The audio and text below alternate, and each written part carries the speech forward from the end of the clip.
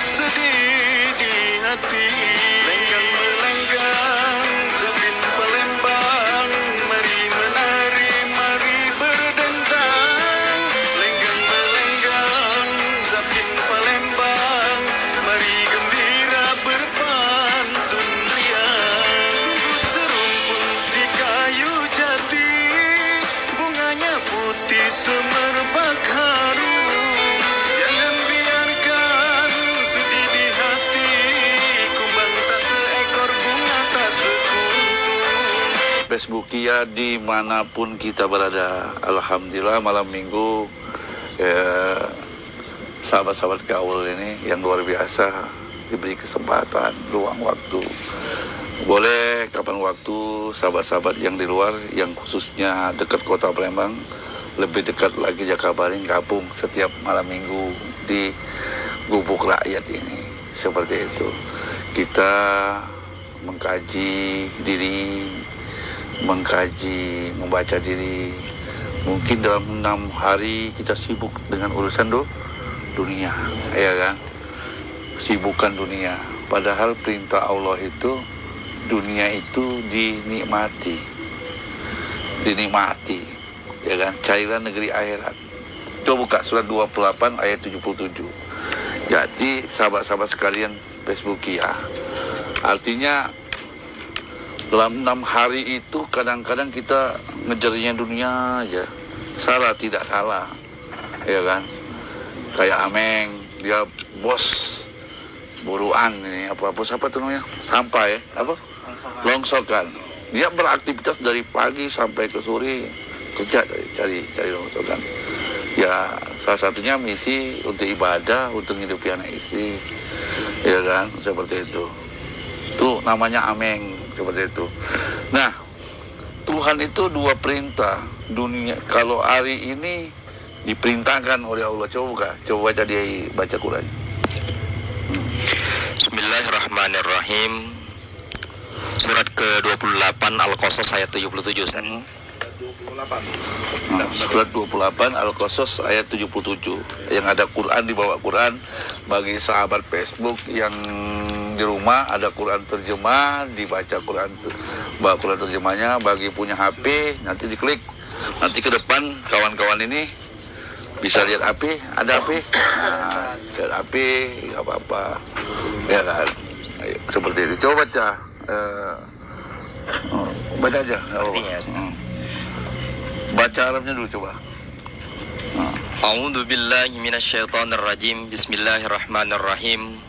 Wabtaghi fi ma atakallahu ad-daral akhirah wa la tansa nasibaka minad dunya. Wa ahsin kama ahsanallahu ilaika wa la tabghil fasada fil ardi innallaha la yuhibbul mufsidin. Paham? Ada teman-teman itu mungkin rata-rata umat Indonesia ini, umat Islam Indonesia, ya kan? Itu mampu membaca Arab, ya kan? Contoh si sebelah saya, mampu nggak baca Arabnya? Mampu nggak baca Arab? Baca Arabnya? Bisa. Ya kan? Di apa? Belando kalau panggil kami. Belando. Kira-kira baca Arabnya? Bisa. Tapi arti tadi yang dibacakan tidak? Tidak ngerti, ya kan? Tidak ngerti. Kalau Aming gimana? Mualaf? Kira-kira kalau mualaf, nanti kan mualaf nih, Meng. Kau baca Arabnya? Bisa. Kalau mualaf udah bisa baca Quran gitu. Ya, tapi tahu nggak yang dibaca oleh Khalid tadi? Nah inilah umat Islam sekarang ini, ya kan? Hampir 90% tidak ngerti bahasa Arab, tidak ngerti apa maksud Tuhan itu, ya kan? Coba dibaca. Dan carilah pada apa yang telah dianugerahkan Allah kepadamu, kebahagiaan negeri akhirat. Carilah itu piramel, ya kan? Kata kerja, perintah. Carilah negeri akhirat, ya kan? Apakah orang yang di masjid itu dan cari akhirat? Belum tentu, ya kan? Jangan-jangan yang cari rongsokan mencari akhirat, asal niatnya ibadah. Ada nggak orang ke masjid ya tujuan niatnya cari pahala apa cari akhirat? Hah? Yang disuruh Allah cari apa? Ulang lagi baca. Coba baca lagi. Baca. Dan carilah pada apa yang telah dianugerahkan Allah kepadamu kebahagiaan negeri akhirat. Jadi yang kita cari ini akhirat apa cari pahala? Akhirat. Ada nggak orang di masjid, di musola, surau carinya apa? Pahala. Ya kan? Maka niatnya apa? Cari pahala. Bukan cari akhirat, kebahagiaan akhirat. Padahal niatnya apa? Saya sholat 5 waktu karena siapa? Karena Allah. Ya kan? Niatnya udah benar, tapi dalam aplikasi hati pikirannya, otaknya pahala. Ya seperti itu. Maka Tuhan perintahkan cari negeri akhirat. Nah, kita kumpul-kumpul malam hari ini salah satu untuk mencari akhirat. Gimana cara dapat akhirat itu seperti itu. Terus dan janganlah kamu melupakan kebahagiaanmu dari kenikmatan duniawi. Nah, jadi dunia itu harus dinikmati. Ya kan? 6 hari dari pagi kerja, pagi sampai malam. Kalau di Jakarta itu ketemunya antara suami istri jam 10 malam. Terus tidur. Habis tidur, besok pagi kerja lagi. Untuk menikmati dunia itu susah sekali, berkumpul dengan keluarga, bermain dengan anak. Itu di Jakarta. Ya. Di Jakarta ada saya punya teman di Bogor, dia kerja di Jakarta, dua suami istri, yang satu kerja di Kementerian Agama, yang satu lagi seorang dosen. Ya kan? Pulang mereka, ya, masuk aja itu. Ada jamaah masuk, ya kan? Nah, nggak apa-apa nih. Ini jamaah ngajian kita nih agak ngajian loh. So, masuk di besar 2. Ah, itu, ya kan? Nah, ini, ya kan? Masuk. Iya. Nah, kita ngaji nyantai. Ya kan? Ada minuman, mungkin ada roti, yang nggak boleh ngerokok nih. Walaupun kita hobi ngerokok, ya kan? Hah? Ubi. Singkong. Nah, ini makanan orang-orang mursyid itu singkong. Dibagi-bagi ke orang yang mau makan. Kan sampai nyantai, ya kan? Seperti itu. Yo, nah ini singkong. Kajian kita makan singkong. Ya kan? Sebelah nanti tak akan makan satu-satu. Jadi artinya kita itu, teman saya tadi, jadi isinya kerja di Departemen Menteri Agama, dia jadi dosen. Jadi ketemu pulang itu jam 10 malam, anaknya udah tidur di pembantu. Pagi berangkat lagi dia Bogor tuh. Jadi bagaimana untuk nikmati dunia? Kumpul dengan keluarga, kadang. Ya kan? Ya kan? Dicari akhirat juga enggak, dunia juga enggak dinikmati. Nah, kita diperintahkan Allah cari negeri akhirat, tapi jangan lupa kenikmatan dunia.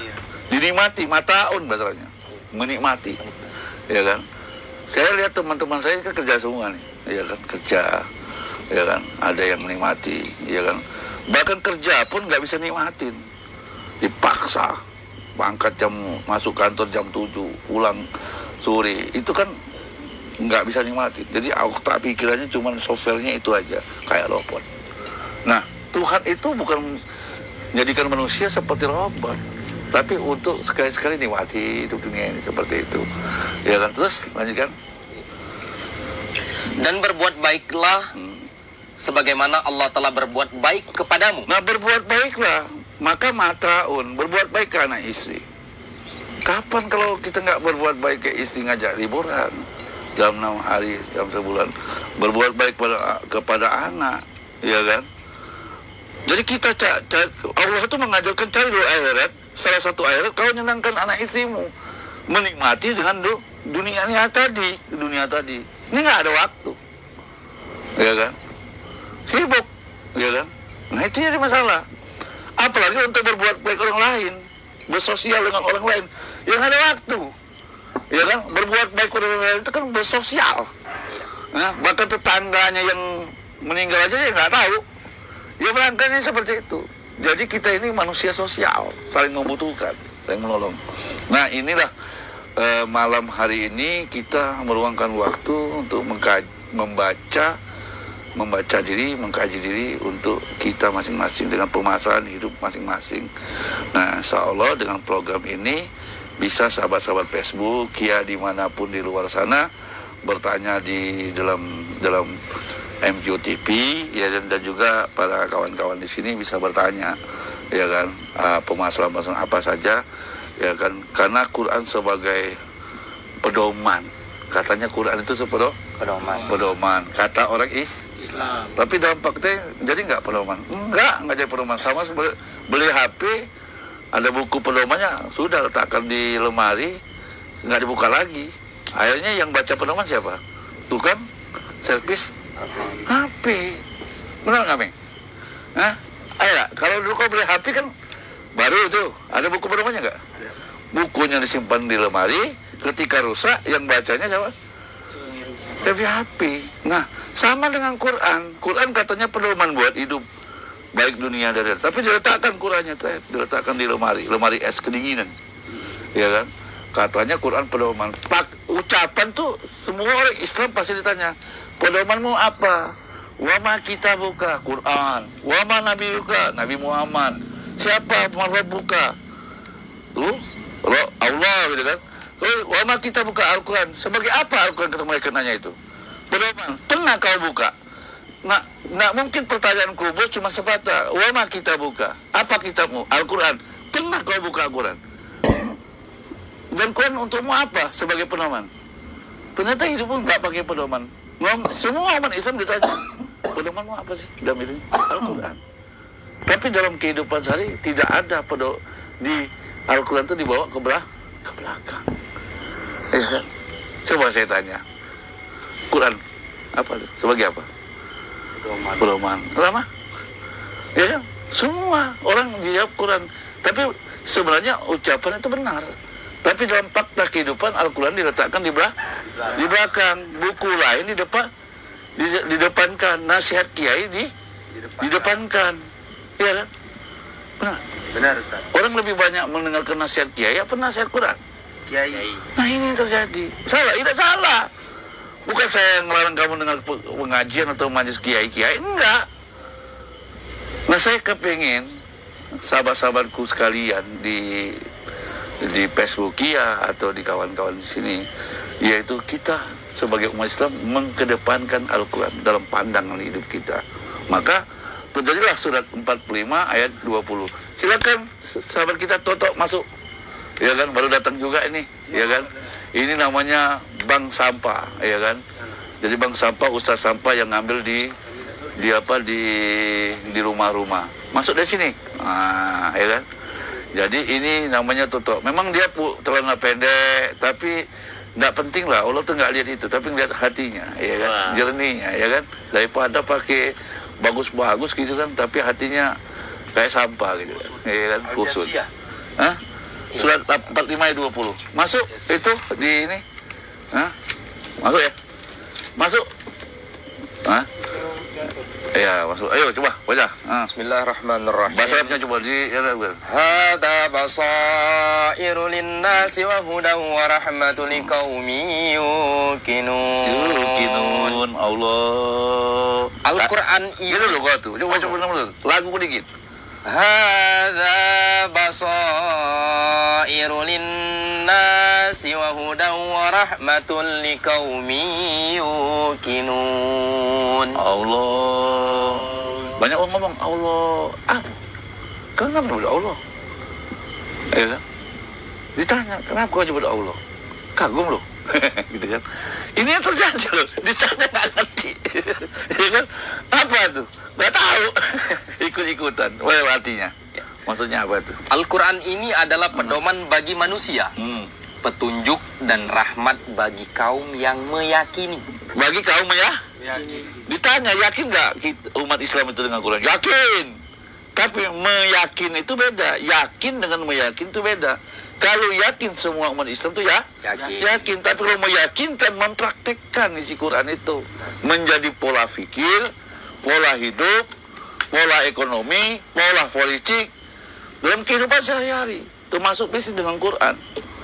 Gitu. Nah, jadi sahabat-sahabat Facebook, malam hari ini pembukaan perdana untuk kawan-kawan yang sekitar kita yang dijaga baring sekitarnya, ya kawan-kawan pengajian yang setiap malam minggu daripada ngobrol-ngobrol tak keruan, yuk kita kumpul di gubuk rakyat ini lah, ya kan, ngaji bareng, tanya jawab, lingkungan. Kapan lagi? Karena nggak ada waktu lagi. Kalau sudah waktunya nggak ada lagi, kapan mau nanya lagi dalam hidup ini? Seperti itu. Sebelum nanti tanya jawab, ya kan, Pak Moderator nanti ular kerebe siapa yang nanya itu kan, apa pertanyaan dalam hidup ini? Nanti tak kenalkan. Ini ada Toto, kenalkan. Namanya Toh? Nah itu di tangan. Nah itu Toto ini banyak masalahnya, ya kan. Kalau ada orang kusut, ada masalah, dia paling banyak masalah dalam hidup ini, ya kan. Di sampingnya, ya kan, anak muda masih menjaga gitu, seperti itu. Di samping lagi mualaf juga. Ini kita mualaf semua nih, ya kan, seperti itu. Nah silakan sahabat-sahabat, ini ngaji model kita ini ngaji tanya jawab, Al-Quran menjawab. Kalau aku nggak bisa jawab, nggak tahu Qurannya jawab, jangan dipaksa untuk saya jawab, ya nggak? Tapi insya Allah kita mengkedepankan Quran, mengkedepankan sunnah Nabi, hadis Nabi untuk menjawab, ya kan, seperti itu. Mengedepankan, saya nggak mau mengedepankan pemikiran saya nggak mau mengedepankan keilmuan saya, gitu kan, tapi mengedepankan Al-Quran dan sunnah Nabi, ya kan. Walaupun saya sendiri, walaupun di kuliahnya di Magister Quran Tafsir, seperti itu. Ya siapa lagi yang bisa mengedepankan Al-Quran dalam hidup ini kalau nggak kita semua. Silakan yang mau bertanya, dipandu siapa aja. Siapa nak bertanya? Nah coba, nah tuh. Siapa yang nak bertanya? Kau duluan, Ming. Ayo, Ya sudah, siap. ini Aming Logam namanya. Aming Logam. Aming Logam, silakan Ming, satu-satu dulu Ming, gantian. Jangan kau borong semua pertanyaan itu. Silakan mengerti. Lah baru. Tadi nanya nih, manusia itu kan sudah ditakdirkan rezeki, maut dan bala. Dengan bala. Pada umumnya manusia itu sudah ditakdirkan rezeki, maut, bala. Tapi kenapa kita disuruh Allah untuk berdoa? Jadi apa fungsi doa itu? Wah, gimana Ming? Gimana? Terus. Mantap ini. Diko dulu. Gantian nanti, coba. Jadi untuk segmen pertama ini teman-teman sekalian, sahabat-sahabat sekalian, satu orang diberi satu kesempatan untuk bertanya dulu. Oke, baru kita langsung Juga ke segmen bisa berikutnya. pemirsa Iya. juga bisa. Pemirsa di rumah silakan juga komen yang di sini. ingin bertanya silakan melalui kolom komentar Facebook kami di MFQ TV. Oke, jadi gimana itu Ustaz? Jadi gini, mati, jodoh, ya kan, rezeki itu kan, ada istilah rukun iman itu kan, rukun iman itu kan yang paham berapa? Ada 6 ya? 6 rukun imannya itu. Ada 6 dalam buku apa? Kita pikir. Dalam kitab akidah. Nah, salah satu rukun iman itu pecah kodo dan kodar, ya kan? Itu letak macam maut, mati, jodoh, kan bermainnya kodo dan kodar. Kodo itu apa? Kodar itu apa? Gitu loh, kan? Jadi hari ini orang nggak paham, beriman kepada yang keenam yaitu mengimani kodo dan kodar. Kodo itu sebuah ketetapan yang tidak bisa diganggu gugat. Contoh dalam Quran, wa kodo rabbuka alla ta'budu iya. Nah itu ketetapan, kodonya ketetapan yang tidak bisa diganggu. Contoh kodo, kita ini pasti mati, itu kodo, ketetapan, ya kan? Ketetapan, amin tetap pasti mati nggak? Pasti mati. Cuma waktunya, ya kan? Bisa nggak waktu? Coba, Meng. Nah, itu mati itu ketetapan bukan? Buka itu. Nah, bahasa Qur'annya itu kodo. Kodo itu ketetapan yang tidak bisa diganggu. Nah, makanya di dalam Quran itu wa kodo rabbuka. Salah satu ketetapan Tuhan yang nggak bisa diganggu, salah satunya tidak boleh mensekutukan Allah dan berbuat baik ibu bapak. Itu kodo. Wa kodo rabbuka. Yang kedua kodar. Maka Lailatul Qadar, malam ketetapan. Bukan di kodar.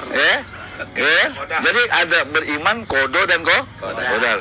Jadi harus pisah dulu, ya kan? Kalau mati sudah kodo tetap ketetapan. Tapi waktu jadwal mati itu masuk apa? Ke kodo apa ke kodar? Kodor. Ya? Kodar. Kan kalau mati semua manusia ini pasti Mati. mati. Setiap makhluk itu pasti mati. Itu kodo namanya. Kodor. Tapi ada yang mati terlambat, ada yang mundur, ada yang 70 tahun, ada yang 60 tahun, ada yang baru mulai meninggal.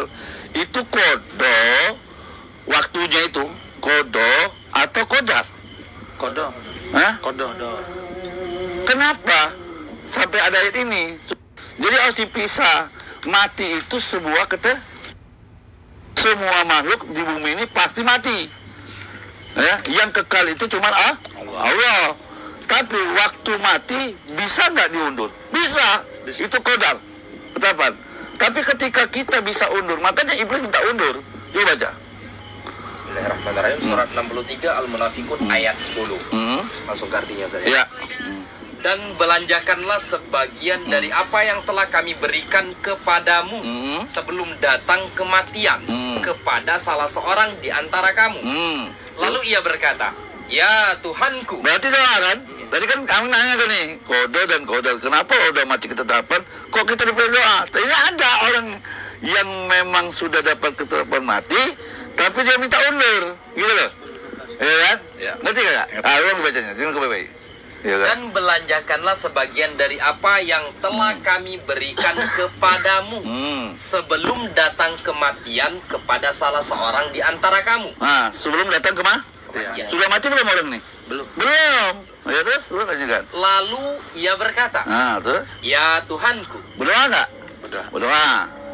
mengapa engkau tidak menangguhkan kematianku? Ada nggak orang mau mati minta undur?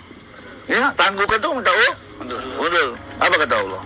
Sampai waktu yang dekat, yang menyebabkan aku dapat bersedekah. Jadi orang ini pengen minta undur, dia punya harta banyak, pengen bersedekah. Cuma satu aja, sholat yes, puasa yes, haji yes.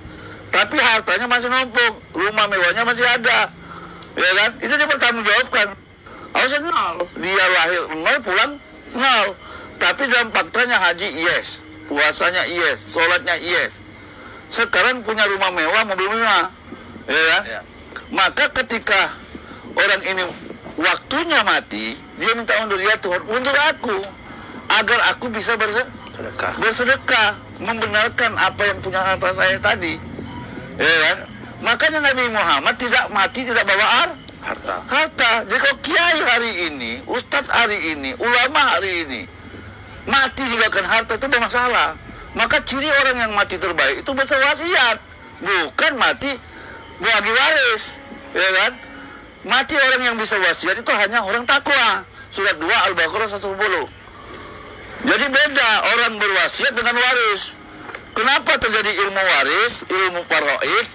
Karena banyak orang mati itu tidak wasiat. Maka diaturlah oleh Allah dengan surat berapa tadi? Surat 2 120 ya. Surat 2 Al-Baqarah 180.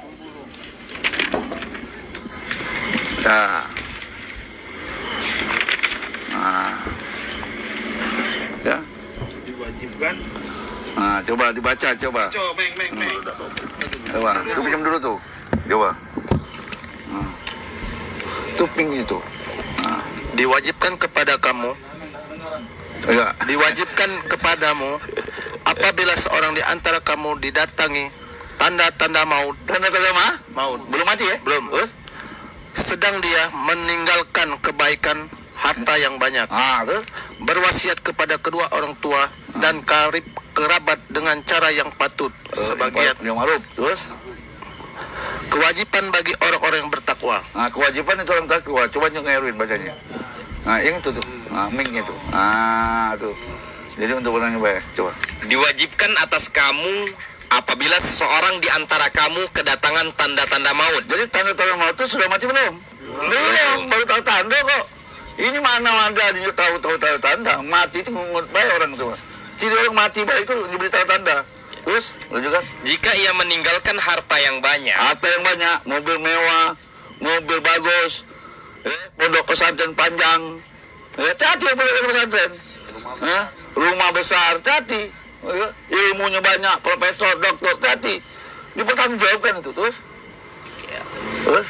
Ia meninggalkan harta yang banyak, berwasiat untuk ibu bapak, Terus? dan karib kerabatnya secara ma'ruf.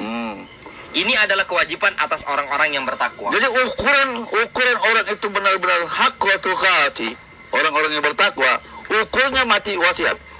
Mau dia kiai, mau dia ustad, mau apapun dia, wali sekalipun, kalau dia mati tidak berwasiat, berarti tidak takwa.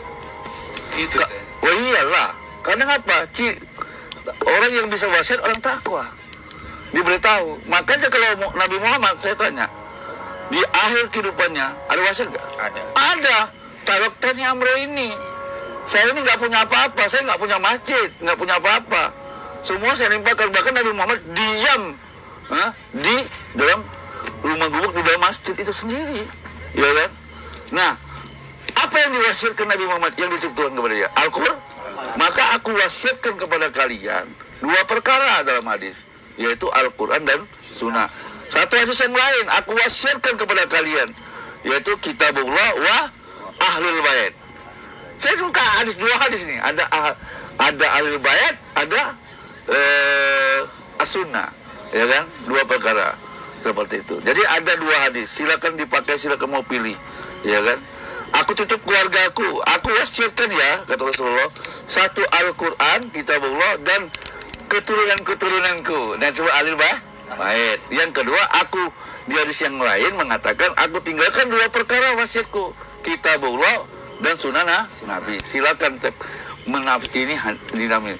Tapi wasiat ini artinya kalau kita logikan dengan Quran, semuanya intinya berwasiat. Jadi semakin besar banyak wasiat. Jadi kenapa kita harus berdoa? Ya kan? Jadi qada tadi ketetapan setiap itu mati, ya kan? Tapi qadar itu bisa diundur, ya kan? Tuhan tolong undur. Makanya ada yang berdoa, ya Allah, ngapain kita berdoa untuk panjang umur? Toh kita punya ketetapan mati kan? Nah, bagaimana cara kita berdoa minta undur? Dengan perbuatan kita. Jadi kenapa kita harus berdoa, ya kan? Mau panjang umur tapi tidak berkualitas, untuk apa? Seperti itu, ya kan? Jadi maka di rukun iman itu ada qada dan qadar. Jodoh sekarang. Jodoh itu semua manusia itu sepasang. Ada laki-laki, ada perempuan. Ada yang tidak, ada yang nikah pasangan, ada yang tidak nikah. Ada janda, ada gadis. Ada janda, ada duda, ya kan? Ada enggak laki-laki seumur dunia sampai mati enggak punya pasangan? Ada enggak perempuan sampai akhir hidupnya enggak punya pasangan? Ada. Itu namanya sepasang, ya kan? Ya kan, seperti itu. Kalau jodoh, ya kan, aku jodohkan kau, itu keinginan, ya. Ameng mau cari sampai ke luar negeri, kalau ketetapan Tuhan, ya, ketetapan Tuhan itu kodo bahwa Ameng ini karmanya, tulisannya, kalungnya itu sampai di akhir matinya nggak ada perempuan di sampingnya. Kan gitu, contoh gitu kan, ya kan, contoh, ya kan, ya kan, ya kan. Ada nggak perempuan juga gitu? Ada. Sepasang. Nah, Jodoh berarti. Ya jodoh nanti ke depan, di kehidupan, karena dia membawa kitabnya, karma kalungnya masing-masing. Jodoh, kerjaan. Coba buka 17 Al-Isra ayat 13. Jadi kita hari ini hidup membawa kalungan. Kalau bahasa Hindunya itu bawa karma sebenarnya. Ada orang itu. Nah, tapi ada sepasang itu artinya seperti itu. Coba aja. Bismillahirrahmanirrahim. Surat ke-17 Al-Isra ayat 13. Dan tiap-tiap manusia itu telah kami tetapkan amal perbuatannya sebagaimana tetapan kalungnya pada lehernya.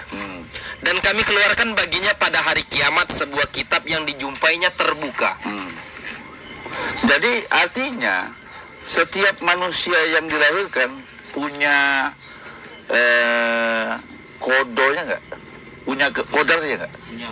Kodo, bukan kodo ya? Kodarnya ada nggak?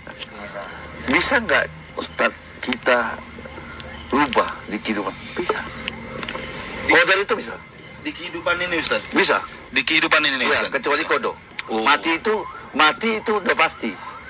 Berarti Misalnya bisa. Ameng ini dalam prediksinya misalnya dia ini ditulis tidak kodar ya, bukan kodo ya. Kodar, hukumnya kodar ini. Nggak dapatkan pasangan. Tapi ini sebuah kalungnya, ya kan?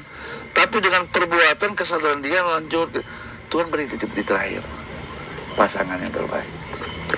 Jadi kalau kodar itu bisa diganggu, makanya dia nggak akan merubah, tidak akan berkaitan, tidak merubah satu kaum kecuali dirinya Sendiri. bukan jasadnya ya, diri ya. Jadi ketetapan itu dalam diri kita, kalung kita.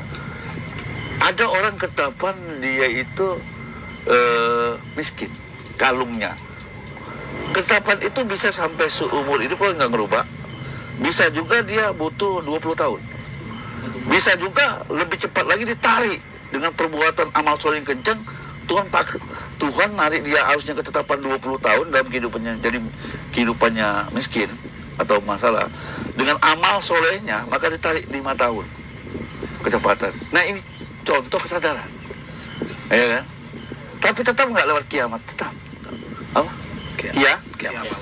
Kiamat itu arti koma yakumu, penegakan hukum. Nah, tetap ada sebab akibat. Contoh gini, orang ini dulu miskin, tahu-tahu ikut orang kaya, terus mobil tabrakan, oke? Yang lain mati dia enggak, cuman ini aja. Tahu-tahu dia dapat apa? Dapat Asuransi itu. Ternyata asuransi yang orang mati bersama dia itu balik ke dia semua karena dia ahli waris, ya kan? Nah itu kodar, ya kan? Nah kodar bisa dirubah kalau itu ada amal soleh kita, maka tidak akan merubah suatu kaum kecuali dirinya sendiri. Kalau hari ini ada orang yang seumur hidupnya nggak punya pasangan, berarti dia nggak pernah merubah dirinya. Makanya di 7.14-nya baca kitab, coba aja teruskan 7.14-nya. Di sini ngajinya, maka hari ini 14 coba bacalah. Bacalah kitabmu, cukuplah dirimu sendiri pada waktu ini sebagai penghisap terhadapmu. Nah, jadi kita harus belajar sadar diri. Makanya kita belajar ilmu tinggi-tinggi, belajar ilmu agama, belajar apapun untuk diperintahkan oleh Allah itu lebih banyak membaca di diri. Oh, kenapa aku seperti ini? Perbaiki diri kita. Nah, lama-lama akan sadar, tahu-tahu akan merubah. Ya kalau lebih banyak macam orang lain, bagaimana mau merubah diri kita? Jadi orang belajar ilmu agama itu sebenarnya Tuhan cuma satu, mau keluar profesor, dokter, ilmu kau 6 bertahun-tahun, cuma satu kok. Kau tuh baca dirimu sendiri, baca kitabmu itu. Kenapa hidupmu seperti itu? Tuh. Jadi kodo, beriman, kodo dan kodar. Kodo itu sebuah ketetapan yang tidak bisa diganggu. Kodar ketetapan yang bisa dirubah dengan amal perbuatan. Seperti itu. Oke, ada lagi yang nanya? Ada lagi?